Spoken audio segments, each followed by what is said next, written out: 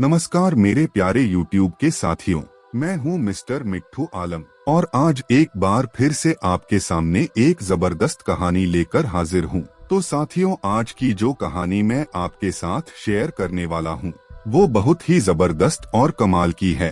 तो चलिए कहानी को शुरू करते हैं। एक रात की बात है, बहुत तेज भाग रहा था और भागते ही जा रहा था। ऐसा लग रहा है मेरे पीछे कोई दौड़ रहा है। मैं बार बार पीछे पलटकर देख रहा था। अचानक कत्थई रंग का गाउन पहने हुए एक लड़की मेरे सामने खड़ी हो जाती है। मैं उससे टकराते टकराते बचता हूँ। मैं उसकी शक्ल देखने ही वाला था कि मेरी नींद टूट जाती है और अपने आप को बिस्तर में पाता हूँ। जब मोबाइल में समय देखता हूँ तो सुबह के 6 बज रहे हैं। मैं फिर मन ही मन कहता हूँ, फिर वही सपना। वैसे सपने तो मुझे बहुत आते हैं, परंतु पता नहीं क्यों इस सपने की एक एक दृश्य याद रहता है। कौन है वह लड़की? हर रोज क्यों आती है मेरे सपनों में? यह एक सपना ही है या कोई संकेत? जब से मैं वहाँ से लौटा हूँ तब से मेरे साथ ऐसा ही हो रहा है। मैं अकेले थोड़ी गया था, वहाँ मेरे दोस्त भी तो गए थे।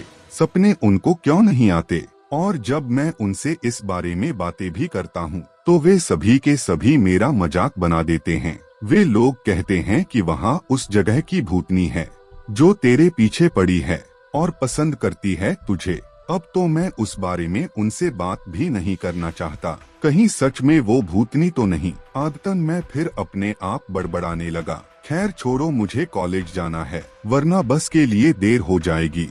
मैं तैयार होकर अपने बस स्टॉप पर चला गया। मैं बस स्टॉप पर बैठे बैठे अपने सपने के बारे में सोच रहा हूँ। क्या था वहाँ? कौन मुझे दौड़ा रहा था? वह लड़की कौन थी? बहुत सारे सवाल थे जो मेरे मन में उठ रहे थे। यह सब सोच रहा था कि मेरे कॉलेज बस आ जाती है। मैं आदतन अंत की 2 सीटों को छोड़कर सामने खिड़की के पास वाली सीट पर बैठ गया। मेरे बस स्टॉप से कॉलेज 1 घंटे की दूरी पर है और देर रात तक जागने के कारण मैं बस में सो गया। अचानक लगा कोई मेरे बालों को सहला रहा है।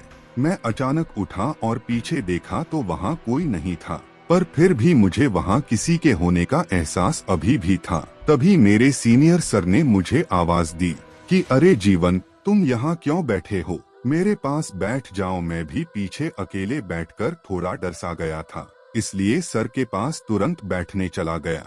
फिर हम दोनों ने पढ़ाई के मामले में इधर उधर की बातें करने लगे। कुछ ही देर में मैं कॉलेज पहुंच गया। आज मेरी तबीयत कुछ ठीक नहीं लग रही थी, पर दोस्तों से मिलकर सारी थकान और बस में हुई घटना को मैं भूल ही गया था। यदि वह घटना मेरे साथ नहीं होती। लंच के बाद जब मैंने एनाटॉमी लैब में अपना प्रैक्टिकल कर रहा था, तभी अचानक बाहर खिड़की की ओर किसी लड़की की परछाई दिखाई दी। मैंने सोचा बाहर काम करने आए हुए लोग होंगे, क्योंकि कॉलेज में थोड़ा कंस्ट्रक्शन का काम चल रहा है। पर तभी मेरा ध्यान गया कि अरे, हमारा एनाटॉमी लैब तो पहली मंजिल में है, तो क्या कोई हवा में था? मैं तुरंत ही खिड़की की ओर भागा और बाहर देखा। अब मुझे बाहर कोई भी परछाई नहीं दिखी। मैं बहुत ज्यादा डर गया और तेजी से मुझे पसीने आने लगे। मेरा शरीर भी कांपने लगा। हालांकि मौसम गर्मी का है। तभी शायद मेरे दोस्त की नजर मुझ पर पड़ी। उसने चिल्लाया, अरे जीवन, तुझे क्या हुआ? तू इतना कांप क्यों रहा है? साथ साथ इतने पसीने? मैंने कहा, कुछ नहीं यार, बस आज तबीयत ठीक नहीं लग रही है। मैं उसे बताता भी तो क्या बताता, यही कि मुझे कोई दिखती है और कोई मेरे सपने में आती है। फिर मजाक बनाते मेरा। फिर भी उसने पूछा, अगर कोई बात है तो बता दे यार, तेरा दोस्त हूँ। मैंने कहा, नहीं धनुष, ऐसी कोई बात नहीं है, पर इसका फायदा जरूर उठा सकते हैं। चल टीचर से छुट्टी मांगते हैं कि तबीयत खराब है मेरा और हम लोग क्लास में बैठकर आराम करेंगे। उसको भी मेरा आइडिया बहुत पसंद आया। वह भी बोला, कुछ भी हो तू बंदा काम का है। फिर मैंने टीचर से बोला कि सर, मेरी तबीयत खराब है, क्या हम क्लास जा सकते हैं? और परमिशन लेकर हम दोनों क्लास में आ गए।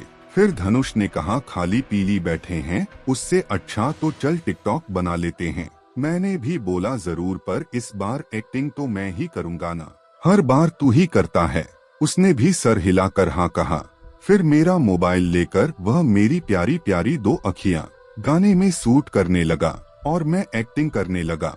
अचानक से उसने जोर से चीखा। मैंने कहा, क्या हुआ धनुष, ऐसा अचानक से चिल्लाया क्यों? उसने कहा, अरे यार, जब वीडियो बना रहा था तो तेरे पीछे कोई थी, कुछ परछाई। मैंने कहा, अब फालतू का मजाक मत कर यार। मुझे पता था कि कोई रही होगी पर मैं उसे बताना नहीं चाहता था। उसने कहा, अरे यार सच में एक बार वीडियो को रिप्ले करके देख लें।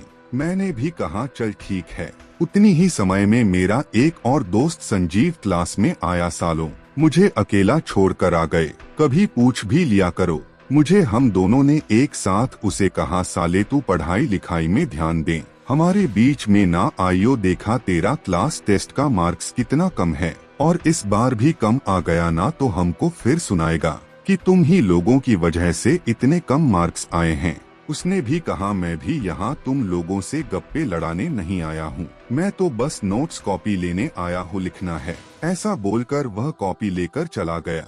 फिर हम दोनों ने वीडियो को रिप्ले करके देखा। धनुष को बहुत आश्चर्य हुई क्योंकि वीडियो में अब वो परछाई नहीं थी, क्योंकि जब हम लोग संजीव से बात कर रहे थे उस समय मैंने वीडियो को एडिट कर दिया। मैं चाहता तो उसे बता सकता था पर पता नहीं वह कौन है, क्या पता वह धनुष को भी नुकसान पहुंचा सकती है। उसने कहा, पर ऐसे कैसे हो सकता है, मैंने देखा था। पर मैंने कहा, तुझे भ्रम हुआ होगा। उसने भी कहा, हो सकता है। खैर छोड़, यह बता तू आजकल इतना शांत क्यों रहता है? मैंने बोला, अरे यार मैं पढ़ाई के लिए सीरियस हो रहा हूँ, टॉप जो करनी है इस बार। पर असली वजह तो वह सपना था जिसकी वजह से मैं शांत रहता हूँ। हाँ भाई कर लेना टॉप, अभी चल छुट्टी का टाइम हो गया, अटेंडेंस देके आ जाते हैं।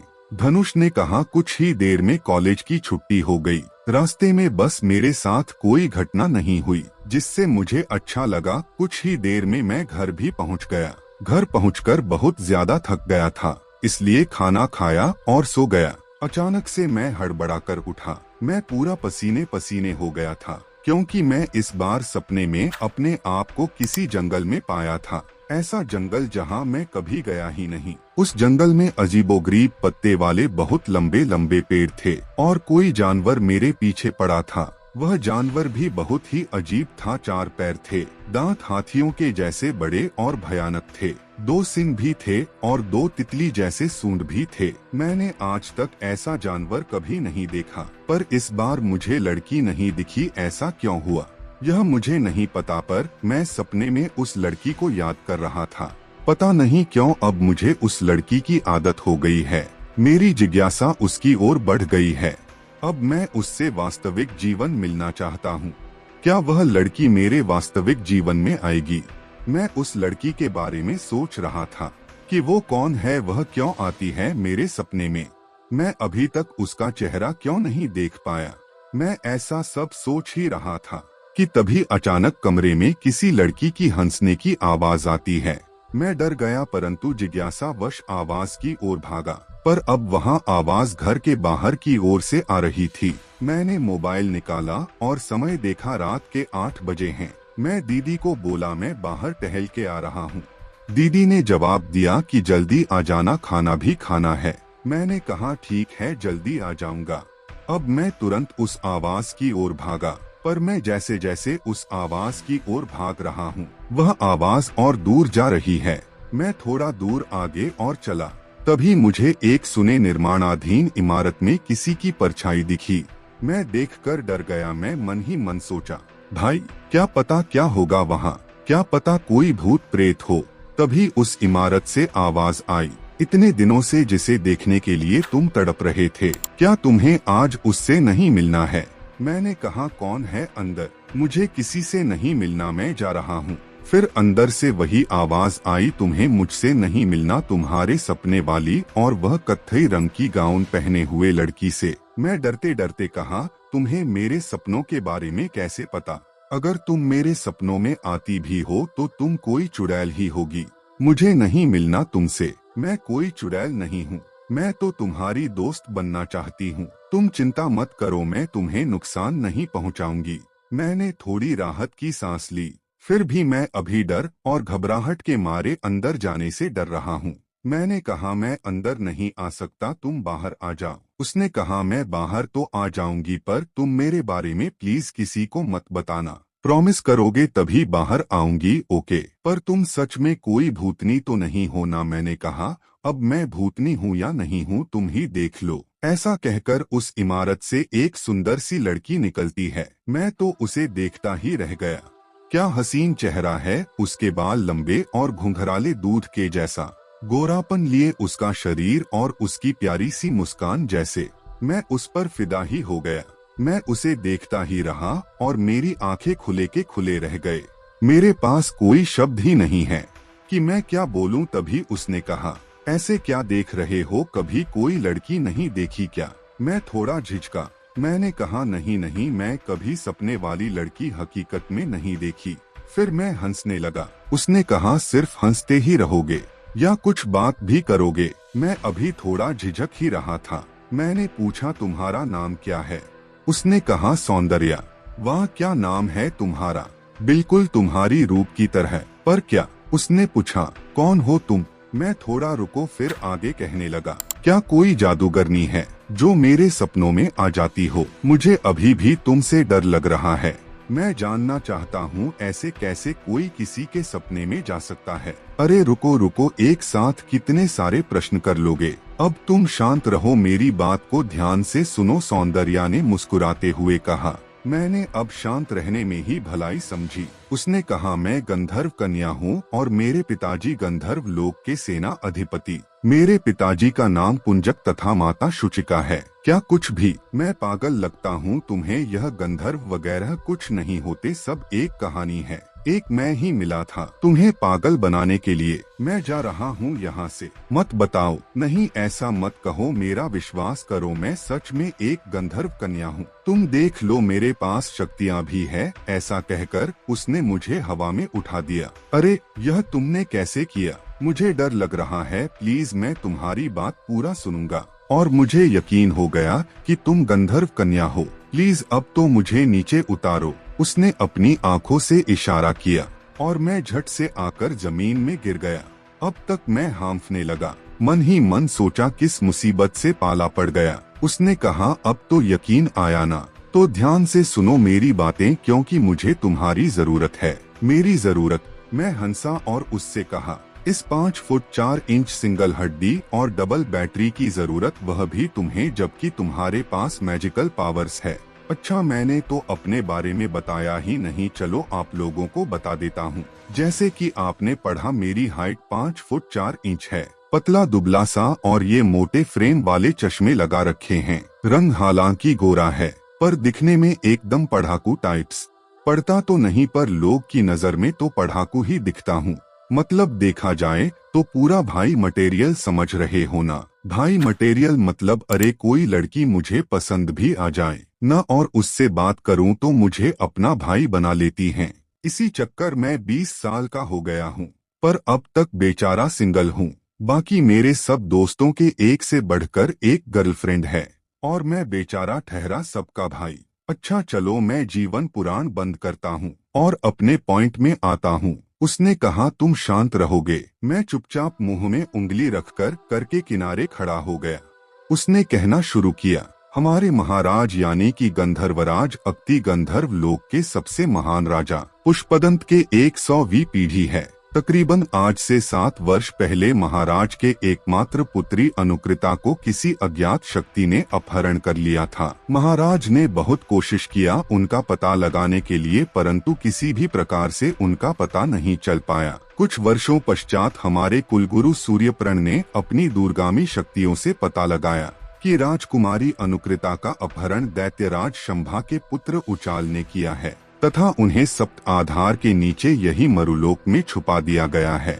अब उसे लेने के लिए सप्ताधार को पार करना होगा, क्योंकि यदि राजकुमारी अनुकृता वापस गंधर्व लोक में न आए तो गंधर्व लोक का समूल नष्ट हो जाएगा, तथा यदि उचाल और अनुकृता का विवाह हो गया तो दैत्यों की शक्ति अपार हो जाएगी, क्योंकि गंधर्व के साथ साथ मनुष्य के लिए भी बहुत ही भयानक विकट परिस्थिति होगी और वह हम कोई भी गंधर्व सप्ताधार को पार नहीं कर सकते। यहाँ अधिकार केवल मनुष्य को प्राप्त है। इसलिए हमें किसी मनुष्य के संपर्क में आना था और वह मनुष्य तुम हो जीवन। कुछ देर शांत रहने के बाद मेरे मुंह से सिर्फ हम ही निकला। तुम्हें सब मजाक लग रहा है? वहाँ गुस्से के साथ बोली। अरे मैंने क्या कहा, मैं मासूम बनते हुए कहा। मैं इतनी गंभीर बातें कर रही हूँ, तुम जवाब नहीं दे रहे हो तो मैं क्या समझूं? यह गंधर्व दैत्य और संस्कृत के शब्द जैसा नाम सुनकर मेरा भी दिमाग सड़ गया था।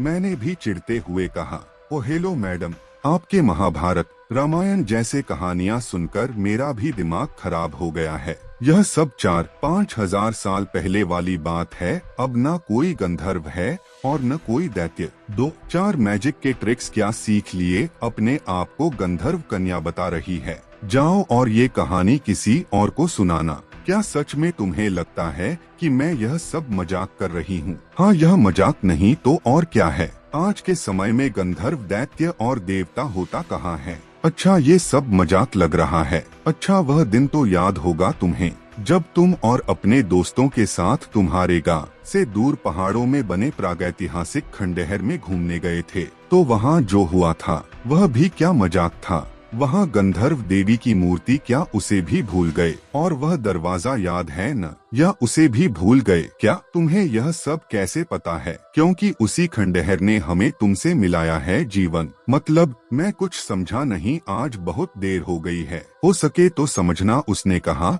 तभी मेरे मोबाइल की रिंगटोन बजी। देखा दीदी का फोन था। मैंने उठाया। उठाते दीदी डॉटने लगे। 8 बजे का निकला है, अभी 9 हो गए हैं। कितने बजे घर आएगा? खाना कब का ठंडा हो चुका है, जल्दी आजा वरना मम्मी को फोन करके बता दूंगी। मैं बोला हाँ दीदी, बस पहुंच रहा हूँ। मैं उसे बताने के लिए मुड़ा पर तब तक सौंदर्या जा चुकी थी और नीचे में कागज पर लिखा था, कल ठीक 8 बजे यही जगह। मैं अब सोच में पड़ गया था। हाँ, वो मजाक नहीं कर रही है।